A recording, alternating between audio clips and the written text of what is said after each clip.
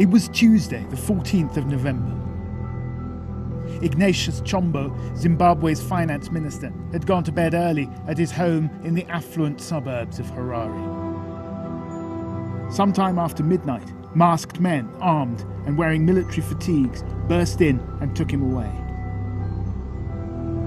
Now he's in hospital, purged from the party and under arrest.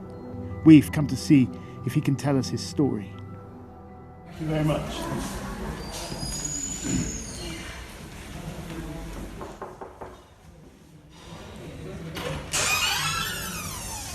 Hello, sir. Mr. Chombo was in a bed behind a screen under armed guard. 3 soldiers in there saying, "Get out."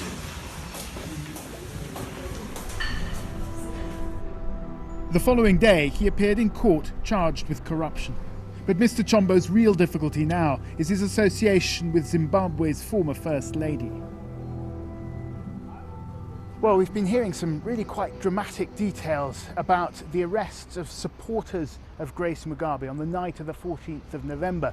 Events, really, that became the starting gun for the coup that overthrew Robert Mugabe.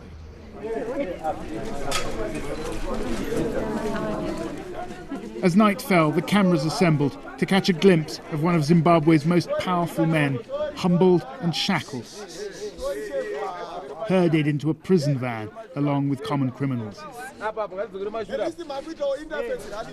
As this country embarks upon a new era, some habits, it seems, die hard. They came, bombed the gate to his house, entered through the roof, some of them.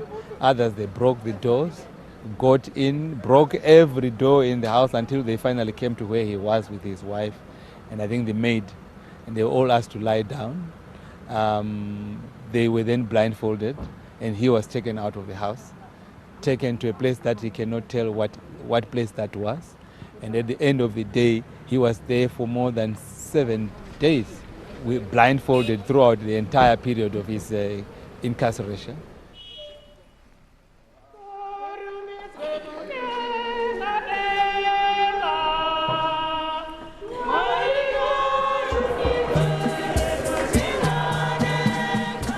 Father Fidelis Mukanori is sometimes called Mugabe's confessor.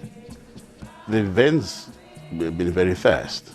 I was phoned by the Permanent Secretary and the Minister of Information. He said, "Father, you know something's happened 8 hours this morning."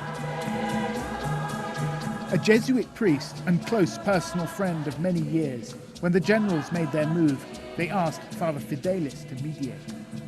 The tanks were in the street. The boys were on the street. And these generals were as sober and as somber as anything. There was no sign of jitteriness or over-excitement or anger, no. Did it strike you as a well-planned It operation? was well planned. The generals had drawn up a list of demands which centred around the reinstatement of the exiled Vice President Emmerson Mnangagwa. The main one was, we will not accept the legacy of Zimbabwe, the legacy of Robert Mugabe, to be drained out or to be fizzled out by opportunists. After finishing the meeting with the commanders, I drove to President Mugabe's residence, because they called it the Blue Roof, and we read the points one by one. What was his reaction? I've known Robert Mugabe as a guerrilla fighter and a leader. He never loses his calmness.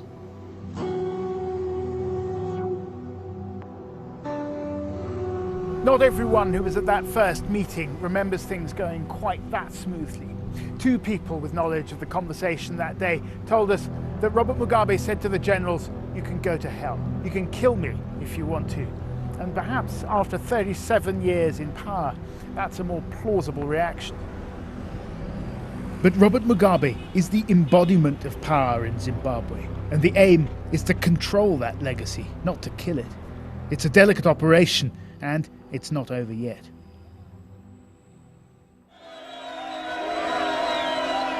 The removal of Mugabe from the presidency brought euphoria onto the streets of Harare. How do you feel right now? Very excited, more than excited. This is a new Zimbabwe. The inauguration of a new president last Friday seemed like a moment of great promise. And yet, the figure of Robert Mugabe retains some respect for his role in the liberation struggle, despite a record of political violence, endemic corruption and unemployment. People, they are desperate. That's why most of us, we have supported Mnangagwa because of jobs. We are jobless. Yes. Most of these people, they're actually holding degrees, masters, PhDs, I can say. Really? But we are seated at home with nothing to do. And can I ask you, how do you all feel about President Mugabe? Do you still like him or do you not like him? We don't even like Mugabe. Since long, we did not like him, but we were afraid. Because if you were heard saying something negative about him, you'd be butchered. But this was no revolution. The soldiers on the street heralded an internal battle within ZANU-PF, the ruling party. Mnangagwa and the military had gained the upper hand. Grace Mugabe and her supporters were losing their grip. Okay. Walter Muzembe is among the latter group. He was appointed foreign minister just before the coup, and he's a close confidant of the Mugabes. When the tanks appeared on the streets, his first thought was for his own safety. Nice place you have here. Modest. Yes, indeed. I was in my bedroom upstairs. Yeah, I heard gunshots. Of course, I said, this can't be right, whatever it is. So you don't wait for yourself to be captured by anarchy. If you suspect that's what it is, you don't wait for it to happen. I obviously sought sanctuary. Where did you go? I just went into a hotel. Looking back, Mr. Muzembe says he should have known that trouble was coming. For quite some time, the military were giving us warning. That What kind of warnings? That if we insisted and continued to act the way we were doing in the party, they would intervene. So it's not like it just They happened. gave you warnings specifically? In hindsight now. You realize they were warnings. They were warning us, What but did they say? we never took them seriously. Right. That was a mistake. Grace Mugabe had made many enemies, using her power as First Lady to publicly chastise party stalwarts and veterans of the liberation struggle. Well, she would correct even some of us in public, and there was absolutely nothing that I felt is wrong in our culture if you are corrected by a mother, except when it tends to border on abuse.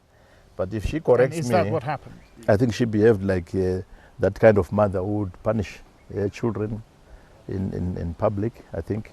And if that is what incensed others, yeah. Now the tables had turned. From exile in South Africa, Emmerson Mnangagwa sent a message to Father Fidelis. He wanted to speak to Mugabe. So I called him on my phone, my cell phone.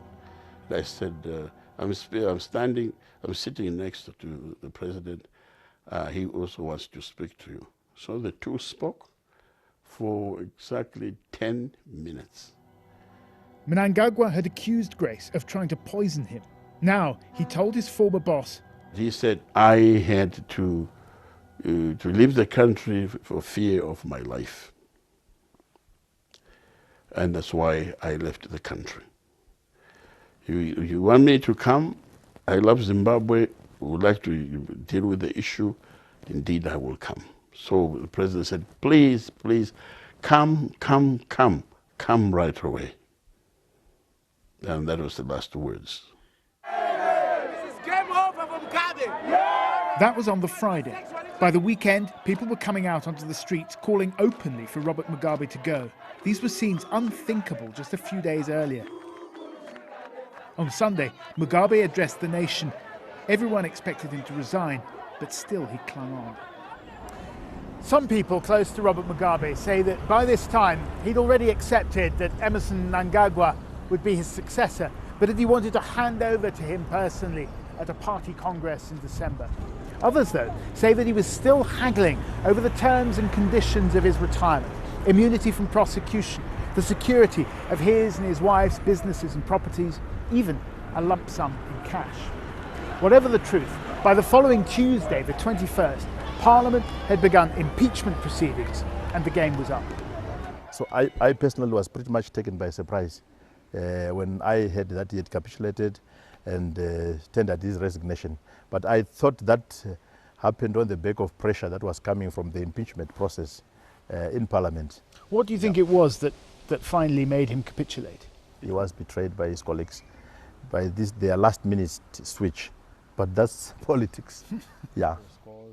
Mr. Mugabe himself backed Mugabe to the last. Now he supports the new president. His loyalty, he says, is to the office.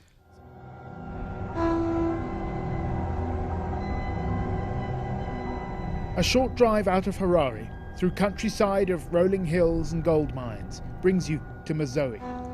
It was here that Grace Mugabe built her base, centred around a sprawling mansion behind stone pillars. This is known as Graceland. Many local people were pushed off their farms by the former First Lady. Those who remain are still uneasy. How has it been to be the neighbour of Grace Mugabe?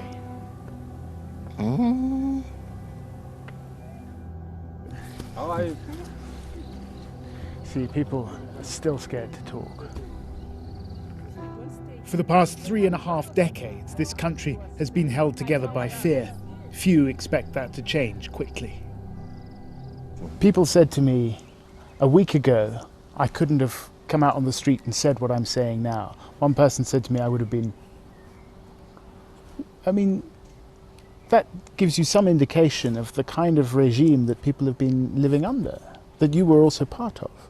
Well, I didn't get the sense that there was any infringement of civil liberties in this country. You don't think Robert Mugabe ran a repressive regime? To demonstrate without a police order naturally attracted the reaction of the police at the time. And I don't think even this successor administration would authorize expression of freedom that relates to unauthorized demonstration. Do you think there will be a change? They may have a false sense of freedom if they think that they can be out on the streets to demonstrate without police sanction. For decades, Robert Mugabe outsmarted his enemies, foreign and domestic. Now, the combination of political acumen and intimidation that kept him in power for so long finally failed him. Father Fidelis was there when he was presented with his resignation papers. He read them and he took his pen and signed. And when he finished his signing, his face just calmed. I mean, it just glowed, as if to say, well, it's over.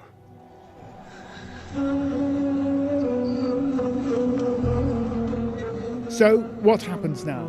The soldiers have largely returned to barracks. Life has almost returned to normal. After 37 years of rule dominated by one man and one party, the overwhelming imperative for the new regime is continuity, not change.